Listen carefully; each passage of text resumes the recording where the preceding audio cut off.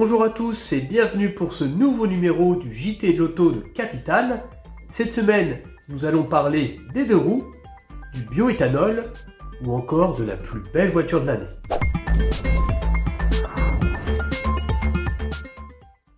Parmi les principales actualités de la semaine, il y a cette interdiction pour les deux roues de circuler entre les files de voitures à compter du 1er février.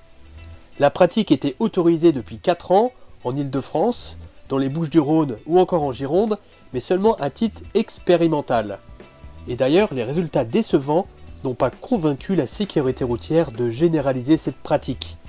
Cependant, une seconde expérimentation serait déjà programmée. La plus belle voiture de l'année se nomme Mercedes GLA. C'est en tout cas le choix fait par les 100 000 internautes qui ont voté dans le cadre du Festival Automobile International. Le SUV allemand termine devant deux SUV électriques, l'Opel Mokka i et le Mazda MX-30. Les soldes sont aussi valables chez Tesla. Le constructeur américain vient de baisser les prix de sa Model 3 en France. La version de base, baptisée Autonomie Standard Plus, est désormais proposée à 43 800 €, soit une baisse de plus de 6 000 € par rapport à l'ancien tarif.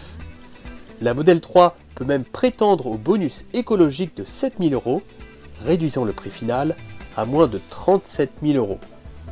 Comme à son habitude, Tesla n'a pas justifié cette baisse de prix, mais il y a fort à parier que le lancement de nombreux modèles électriques sur le marché cette année n'y est pas étranger. Ford va mettre les bouchées doubles sur le marché du bioéthanol. Ce carburant vert, composé jusqu'à 85% d'éthanol, est vendu presque 2 fois moins cher que le samplon 95. Le constructeur va lancer 6 modèles pouvant rouler au bioéthanol cette année, à commencer par le petit SUV, le Puma, dès le mois de juin, viendra ensuite la Fiesta et la Focus en septembre, et cette dernière aura même la particularité d'avoir un moteur EcoBoost hybride, tout comme le Kuga qui sera lancé dès le mois d'octobre. Les versions bioéthanol seront aussi disponibles sur 2 véhicules utilitaires, le Transit Connect en juillet et la Fiesta Van au mois de septembre.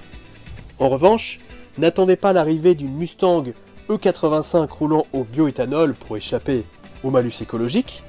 Ces rejets de CO2 sont bien trop importants pour profiter de l'abattement sur les émissions de gaz à effet de serre. C'est bien dommage.